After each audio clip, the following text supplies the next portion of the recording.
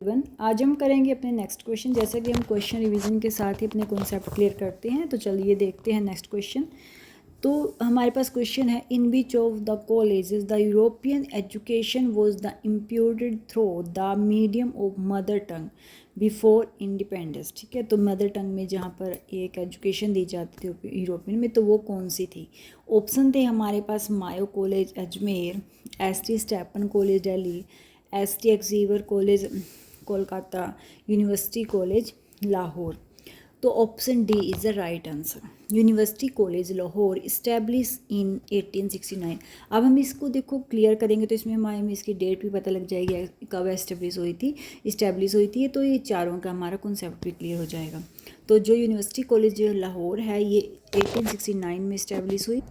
तो ये जो imparted European education through the mother tongue and also encourage the study of oriented language. तो ये जो मदर टंग के द्वारा मदर टंग से एजुकेशन देते थे और स्टडी को ओरिएंटल लैंग्वेजेस के साथ। और जो मायो कॉलेज है अजमेर, ये कहाँ पे राजस्थान में है और इस्टेब्लिश हुआ 1875 में। ठीक है, जो हमारा फर्स्ट पॉइंट है ऑप्शन ए मायो कॉलेज। जो यूनिवर्सिटी कॉलेज लाहौर है ये हुआ 1869 में इस्टेब्लिश, और जो मायो कॉलेज है वो हुआ था 1875 में establish. Founded mainly for the education of the son of Indian princes and chief. It followed a largely English western style residence education system. तो इसमें मेनली जो था वो इंग्लिश लैंग्वेज में ही पढ़ाया जाता था। ठीक है, स्टाइल में वेस्टर्न स्टाइल में ही स्टडी कराई जाती थी। English as the primary medium of instruction, में इंग्लिश ही प्राइमरी जो मीडियम था इंस्ट्रक्शन का। और थर्ड हमारे पास जैसे नेक्स्ट पॉइंट है हमारे पास एस.टी. Stephen college Delhi. इसको देखते हैं कब इस्टेब्लिश हुआ। एस.टी. स्टेपन कॉलेज दिल्ली ये हुआ था इस्टेब्लिश 1881 में।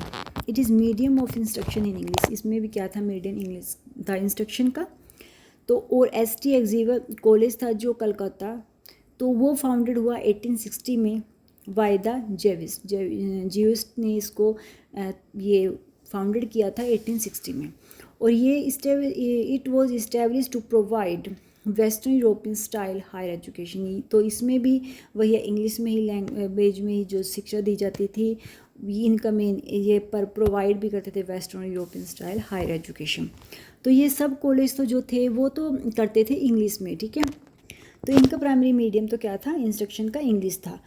इनमें जो ये यूनिवर्सिटी कॉलेज लाहौर, तो ये कॉलेज जो है वो क्या करता था European education through mother tongue और study of oriented language. Next question देखते हैं। The first Buddhist council with aim for education was constituted in.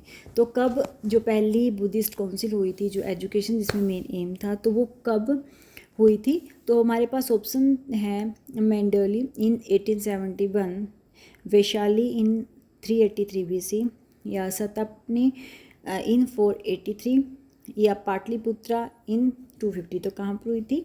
तो अब देखते हैं हम जो फर्स्ट काउंसिल वॉज हेल्ड, इसका राइट आंसर क्या है?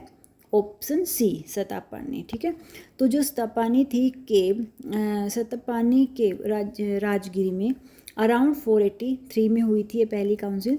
अंडर द जिस टाइम में वहाँ के किंग जो थे वो किसके किंग के उसके इंस्ट्रक्शन में उनके अंडर हुई थी?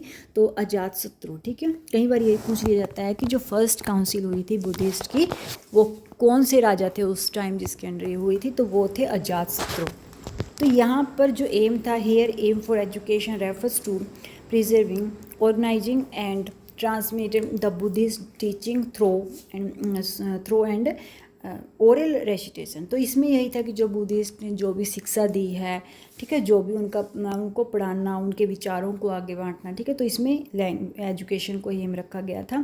तो पहली काउंसिल हुई सतापनी इन 483 में। फिर अब देख लेते हैं हम इनकी जो बुद्धिस्ट की चार जो काउंसिल हुई थी, मेन फोर्थ तो कई बार इनमें क्वेश्चन बनता है। तो सेकंड जो बुद्धिस्ट काउंसिल हुई थी वो हुई थी वैशाली में। तो वैशाली में हुई थी 383 BC में। ठीक है, और उस समय राजा कौन थे? कालाशोका, KALASHOK, कालाशोका। तो उस समय कौन थे? देखो पहले में कौन थे? अजातशत्रु, सेकंड में कालाशोका। फिर थर्ड काउंसिल हुई थी इनकी पाटलिपुत्र में 250 BC में, उस समय थे राजा अशोका। फिर फोर्थ बुद्धिस्ट काउंसिल हुई थी कुंडलावना में, कश्मीर में, उस समय राजा थे कनिष्क।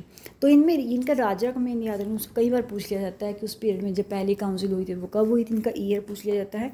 तो जो पहली काउंसिल हुई थी वो हुई थी 483 में, सेकंड काउंसिल हुई फिर 383 BC में, इसमें मैंने थोड़ा कट हो गया सॉरी, ऊपर ऑप्शन में है 383 में। और सेकंड जो हुई थी थर्ड जो हुई थी 250 BC में। और फिर जो फोर्थ हुई थी वो हुई थी कनिष्क राजा थे उस समय, और ये हुई थी हमारी कुंडलावाला कश्मीर में, और उस समय राजा थे कनिष्क। नेक्स्ट क्वेश्चन है हमारे पास, the government of India created department of science and technology in which year, कौन से साल में ये डिपार्टमेंट जो था साइंस एंड टेक्नोलॉजी का वो क्रिएट किया गया? 990, 1985, 1978 और 1971, ये हमारे ऑप्शन थे। अब देखते हैं हम ये किस समय 1971, option D is the right answer. वैसे आप एक्सप्लेनेशन पढ़ोगे तो आपका आंसर अपने आप ही फाइंड हो जाएगा। तो the department of science and technology, short form is DST, is a department of the government of India established in 1971, responsible for promoting and coordinate science, technology and innovation in the country। ठीक है, तो इनकी ये responsibility promote करते थे जो coordination science और technology का। ठीक है, और इसमें हम इसके मेन फंक्शन देख ही लेते हैं कि इसके अंडर क्या क्या आता है। तो वो था प्रमोट करना साइंटिफिक रिसर्च को, प्रोवाइड करना फंडिंग ग्रांट्स, सपोर्ट करते थे साइंटिस्ट रिसर्च एंड इंस्टीट्यूशंस को, encourage innovation and new technologies, और promote national and international scientific cooperation. और नेक्स्ट था help formulate science and technology policies. और नेक्स्ट है support technology based solution for social and economic development. तो ये इसके अंदर इसके फंक्शन थे मेन। तो और ये किस समय क्रिएट हुई, एस्टैब्लिश हुई? तो 1971 में। फोर्थ क्वेश्चन है हमारे पास, what is the full form of NCIVE। Option थे हमारे पास non government course for initiations of vocational enhancement, national committee for integration of vocational education, non government council for the integration of veterinary education, और national commission for the information of veterinary education. तो right answer तो हमारा इसमें है option B, national committee for the integration of vocational education. NCIVE की full form है national committee for integration of vocational education. इसका जो ये इस्टेब्लिश हुई किस साल में? इनका ईयर 1977 में। चेयरमैन थे इसके SB चौहान। और पर्पज़ इसका मेन क्या? To recommend way to integrate vocational education with general education, कि जनरल एजुकेशन के साथ किस तरीके से इंटीग्रेट करनी, यानी कि जो हमारी वोकेशनल एजुकेशन को भी उसके साथ कैसे जोड़ना है जनरल एजुकेशन के साथ, specially at the secondary level पर। और एक इसमें मिलती जुलती एक हमारे पास एक कॉन्सेप्ट है तो जो मैंने क्लियर किया है भी, NCBET। कई बार हम कंफ्यूज हो जाते हैं, इनमें क्लोज सी थोड़ी है और इसी से रिलेटेड है। तो जैसे ये तो था NCIVE, तो इसकी फुल फॉर्म है national committee for integration of vocational education.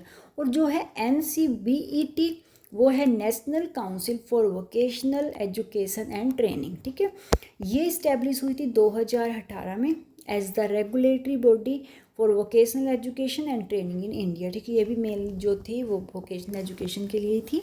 सिर्फ इसकी फुल फॉर्म में थोड़ा ध्यान रखना। और इस्टेब्लिश डेट है इसकी 2018 और उसकी जो है वो 1977 में। नेक्स्ट क्वेश्चन देख, फिफ्थ क्वेश्चन हमारे पास है जो which of the following major types of qualitative research. Question क्या है इसमें? पहले क्वेश्चन टाइप्स ऑफ क्वालिटेटिव। ठीक है, ऑप्शन थे हमारे पास non purposive, cause and consequences, predictor, evaluative, descriptive. तो पहले इसकी देख लेते हैं ये क्या होता है थोड़ा थोड़ा, फिर आपका आंसर अपने आप फाइंड हो जाएगा। नॉन पर्पजिव इज मीन्स है नॉन प्रोबेबिलिटी। ठीक है, तो non purposive sampling can still be used in certain qualitative research. ठीक है, सेकंड है कोज एंड कॉन्सिक्वेंस। इसमें क्या करते हैं हम? अंडरस्टैंड करते हैं, रिलेशनशिप देखते हैं, फिनोमेन। ठीक है, जहाँ पे हम रिलेशनशिप देखते हैं आपस में वेरिएबल्स वगैरह का। तो थर्ड हमारे पास जो है प्रेडिक्टिव, ये है मेकिंग प्रेडिक्शन करना is mainly the duty of quantity, mainly तो ये क्वांटिटेटिव रिसर्च में यूज़ होती है लेकिन क्वालिटेटिव में हो जाती है। एवेल्युएटिव है, this is often linked with subjective elements and involve content analysis and interpretation, क्योंकि एवेल्युएटिव क्या होता है, लास्ट में एवेल्युएट करना होता है जो भी हमने किया। नेक्स्ट हमारे पास है descriptive, they aim to provide detailed descriptions and understand of phenomena, behaviour, experience और सोशल कॉन्टेक्स्ट। अब आप सिंपली देखो, ई तो है डिस्क्रिप्टिव, इसमें क्या है, डिस्क्राइब करना, जो क्या यूज़ होगा जहाँ पर हम देख रहे हैं बिहेवियर को, एक्सपीरियंस को, तो ये हमारे क्वालिटेटिव में ही आएंगे, ठीक है। तो ये आंसर तो इसका राइट होना ही है। तो ऑप्शन ई तो इसका राइट है। जैसे मान लो डिस्क्रिप्टिव का मीनिंग देखो आप पहले, आस्क व्हाट इज़ हैपन, हमारा इसमें आंसर है डी और ई, एवेल्युएशन और डी, ठीक है। दो इसके ऑप्शन सही हैं इसमें इसके अकॉर्डिंग। तो मान लो डिस्क्रिप्टिव है तो आस्किंग व्हाट इज़ हैपनिंग और what is the expression like, experience like, कि क्या हुआ है हमें देखना और क्या एक्सपीरियंस किया, जहाँ पर डिस्क्राइब करना है, ठीक है। एवेल्युएशन में हो जाता है जहाँ ask about the values, effectiveness और इम्पैक्ट देखे जाते हैं, प्रोग्राम प्रैक्टिस, जो लास्ट में एवेल्युएशन किया जाता है कि क्या कुछ हुआ, कितना हमें, जो जिस तरीके से अगर हम बच्चों को पढ़ाया लास्ट एग्ज़ाम में जैसे देखते हैं कि ना क्या रिजल्ट हमें मिला है, तो लास्ट में जब एवेल्युएट किया जाता है। तो दो इसके ऑप्शन राइट आंसर हैं, तो ऑप्शन डी और E is the right answer, ठीक है। तो अगर नोट्स अच्छे लगें तो प्लीज़ लाइक कर दिया करो, कमेंट किया करो। किसी टॉपिक में कोई कॉन्सेप्ट पे आपको वीडियो चाहिए तो मुझे प्लीज़ कमेंट करना, मैं उस कॉन्सेप्ट पे दोबारा से कंप्लीट वीडियो बना दूंगी, क्योंकि इसमें मैं थोड़ा थोड़ा आपको रिवाइज करा देती हूँ। साथ ही साथ अगर कंप्लीट नोट चाहिए किसी भी टॉपिक पे तो उस पर कंप्लीट वीडियो भी डाल दूँगी। तो thank you for watching my video.